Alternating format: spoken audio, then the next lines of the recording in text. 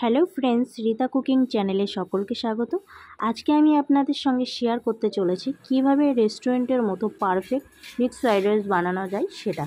তো বন্ধুরা, প্রথমে আমি উপকরণ হিসাবে নিয়ে নিয়েছি সলিড চিকেন, আর নিয়ে নিয়েছি চিংড়ি মাছ, লবণ হলুদ মাখিয়ে নিয়েছি, আর নিয়েছি 4টে ডিম, নিয়েছি লবণ, সয়া সস, গাজর, বিনস, পেঁয়াজ,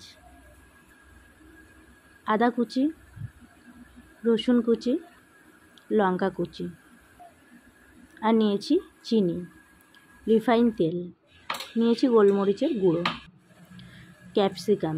তো এই হচ্ছে উপকরণ। তো এবার রান্নায় লেগে পড়ি। তো বন্ধুরা, দেখতে পাচ্ছেন কড়াইটা চাপিয়ে দিয়েছি গ্যাসে, আর দিয়ে দিয়েছি কিছুটা পরিমাণ রিফাইন তেল। তেলটা গরম হয়ে গেছে, দিয়ে দিলাম ফেটানো ডিম। তো এতে আমি সামান্য লবণ দিয়েছিলাম, লবণ দিয়ে ফেটিয়ে রেখেছিলাম। এবার ডিমটাকে আমি ভেজে নেব, ডিমের ভুজিয়া বলে সেটা করে নেব। আর আমি কিন্তু সমস্ত সবজি ধুয়েই কেটেছি বন্ধুরা। আর এখানে দেখতে পাচ্ছেন ডিমটাকে আমি ভেজে নিয়েছি। তো বন্ধুরা, আপনারা তো জানেনই আমি খুব বেশি বড় ভিডিও করি না, যতটা পারি আপনাদেরকে শর্টের মাধ্যমে পুরোটা দেখানোর চেষ্টা করি। তো এবার আমি চিকেনটাকে মাখিয়ে নেব। তো এতে আমি নিয়ে নিয়েছি লবণ, লঙ্কার গুঁড়ো, গোলমরিচের গুঁড়ো, আদা রসুন আর সয়া সস, সব কিছু দিয়ে মাখিয়ে নিয়েছি। আর চিংড়ি মাছটাতেও আমি লঙ্কার গুঁড়ো, হলুদ, লবণ, সয়া সস দিয়ে মাখিয়ে নিয়েছি। তো এবার চিকেনগুলোকে ভেজে নেব। তো বন্ধুরা, তোমাদের কাছে একটাই অনুরোধ, প্রথম থেকে শেষ পর্যন্ত সম্পূর্ণ ভিডিওটা দেখো। তো তোমরা তো জানোই বন্ধুরা, একটা রান্না করতে 1-1.5 ঘন্টা টাইম লাগে কম করে।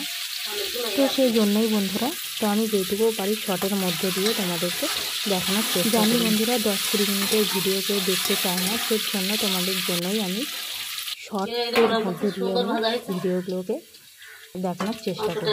তো এখানে আমি কথা বলতে বলতে দেখতেই পাচ্ছেন চিকেনটা ভাজা হয়ে গেছে। এবার আমি তুলে নিয়েছি। তো এবার আমি চিংড়ি মাছগুলোকে ভেজে নেব। তো বন্ধুরা, সেই জন্যই বলছি যে একটাই অনুরোধ, যে তোমরা প্রথম থেকে শেষ পর্যন্ত অবশ্যই ভিডিওটা দেখো, না দেখলে বুঝতে পারবে না। আর আমি একদম খুবই শর্ট করে দিয়েছি, এর থেকে বেশি শর্ট হলে পরে ভালো লাগবে না বন্ধুরা। তো দেখতেই পাচ্ছেন এখানে চিংড়ি মাছগুলোও ভাজা হয়ে গেছে। এবার আমি তুলে নিচ্ছি।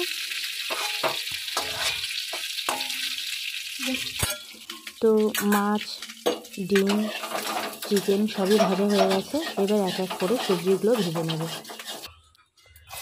তো প্রথমে আমি দিয়ে দিলাম টুকরো করে রাখা গাজর।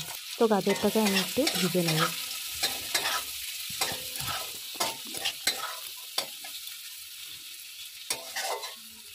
তো এবার দিয়ে দেবো সামান্য পরিমাণ লবণ।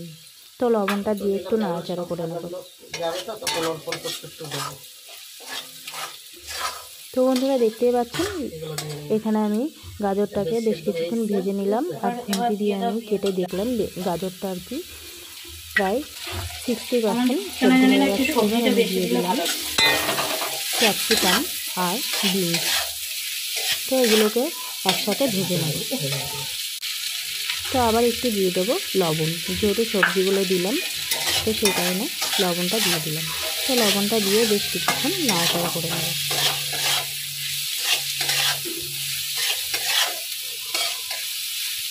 আর কার কার এই রেসিপিটা ভালো লাগে অবশ্যই কমেন্টে জানাবেন বন্ধুরা।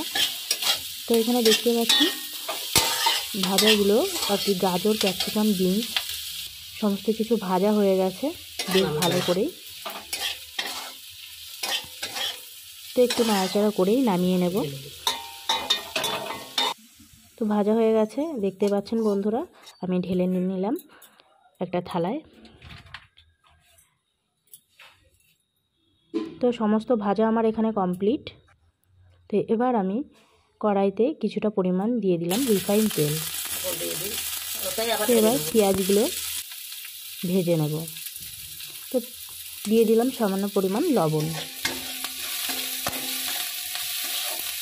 কমিয়ে দাও, পুড়ে পুড়ে যাবে না।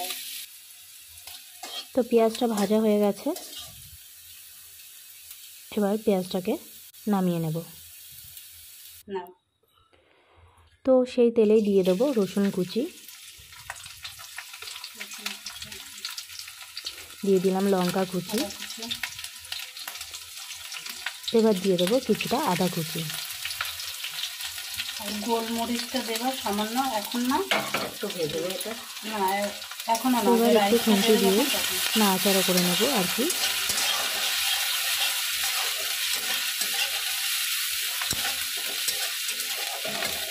তো বেশ কিছুক্ষণ নাড়াচাড়া করার পরে এবার আমি দিয়ে দিলাম কিছুটা পরিমাণ লবণ। তো লবণটা দিয়ে একটু নাড়াচাড়া করে নেব আর কি। এগুলো যখন একটু হালকা লাল লাল হয়ে যাবে তখন সবজিগুলো, ভেজে রাখা সবজিগুলো দিয়ে দেবো। তো পেঁয়াজ রসুন লঙ্কাগুলোকে আমি লাল লাল করে ভেজে নিয়েছি। এবার এর মধ্যে দিয়ে দেবো ভেজে রাখা সবজি, মাছ, মাংস, ডিমগুলো দিয়ে একটু খুন্তি দিয়ে নাড়াচাড়া করব। তো বন্ধুরা একটা কথাই বলি, আমি কিন্তু রাইসটা তোমাদেরকে দেখাতে পারিনি, কারণ রাইসটা আমি আগেই করে নিয়েছিলাম অফ ক্যামেরায়, সেটা আমি দেখাতে পারিনি। তো আমি বলে দিচ্ছি কিভাবে। এখানে আমি 500 গ্রাম চাল নিয়েছি, আর এখানে কিভাবে কি করলে রাইসটা ঝরঝরে হবে সেটা আমি বলে দিচ্ছি। জলের পরিমাণটা একটু বেশি নেবেন বন্ধুরা, আর যখনই জলটা ফুটে যাবে একটু সামান্য তেল আর লবণ দেবেন। সেক্ষেত্রে লবণটা আর দ্বিতীয়বার দিতে হবে না, আর ভাতটাও বেশ ঝরঝরে হবে। তো সমস্ত সবজিগুলো দিয়ে আমি নাড়াচাড়া করে নিয়েছি। তো এবার আমি দিয়ে দিলাম রাইস। তো এখানে দেখতেই পাচ্ছেন বন্ধুরা রাইসটা কতটা ঝরঝরে হয়েছে। তো আমি যেইভাবে বললাম সেই প্রসেসে যদি তোমরা করো তো সত্যি এরকম পারফেক্ট ঝরঝরা রাইস হবে। তো আমি রাইসটা দিয়ে খুন্তির সাহায্যে ভালো করে নাড়াচাড়া করে নেব আর কি, সবজিগুলো ভাতের সাথে যেন পারফেক্টলি মিশে সেই জন্য। তো বন্ধুরা একটা কথাই বলি, আমি কিন্তু এখানে আলাদা করে কোনো লবণ ইউজ করিনি, কারণ আমার সমস্ত সবজিগুলোতে আমার লবণ দেওয়া আছে, আর রাইসে আমি আর কি পরিমাণ মতোই লবণ আমি দিয়েছিলাম, সেই জন্য আমার লবণ লাগছে না। আর এখানে আমি দিয়ে দিলাম সামান্য গোলমরিচের গুঁড়া, আর দিয়ে দেবো সামান্য পরিমাণ চিনি, রাইসটা ব্যালেন্স আসার জন্য একটু বেশি দেবে, হ্যাঁ এটাই টেস্টটা না। তো এবার আমি দিয়ে দেবো সয়া সস। তো বন্ধুরা সয়া সসটা একটু বেশি দেবেন, কারণ সয়া সসে আর কি সমস্ত চাইনিজ সয়া সসে একটু টেস্ট আনে, তো সেক্ষেত্রে সয়া সসটা একটু বেশি দিলে টেস্টটা ভালো আসে। তো সয়া সসটা দিয়ে আমি সমস্ত কিছু দিয়ে আবারও খুন্তি দিয়ে ভালো করে নাড়াচাড়া করব আর কি, খুব সুন্দর সব কিছুর সাথে যাতে পারফেক্টলি মিশে যায় সেজন্য ভালো করে নাড়াচাড়া করে নিতে হবে। দাঁড়িয়ে ভিডিও করতে খুব অসুবিধা। তো বন্ধুরা একটা কথাই বলি, আমি কিন্তু আরও কিছুটা রাইস ছিল, সেটা আমি অফ ক্যামেরায়, রাইস আর ভাজাভুজি ছিল যা সমস্ত কিছু আমি অফ ক্যামেরায় সেটা আমি কড়াইতে ঢেলে দিয়েছি। আর যা যা দিয়েছি সয়া সস, সামান্য একটু চিনি, গোলমরিচের গুঁড়ো সব কিছু দিয়েছি, দিয়ে আর কি অ্যাডজাস্ট করে নিলাম। তো বন্ধুরা দেখতেই পাচ্ছেন ফাইনালি আমার রান্নাটা কমপ্লিট। আর সত্যি বলতে যেমন দুর্দান্ত সেন্ট বেরিয়েছে রান্নাটায়, মানে চাইনিজের যে একটা গন্ধ, সত্যি খুব ভালো হয়েছে। আর এখানে দেখতেই পাচ্ছেন রাইসটা কত সুন্দর ঝরঝরা হয়েছে বন্ধুরা। তো বন্ধুরা সত্যি বলতে খেতে দুর্দান্ত হয়েছিল। তো এই হচ্ছে আজকের রেসিপি, রেস্টুরেন্ট স্টাইলে মিক্সড ফ্রাইড রাইস।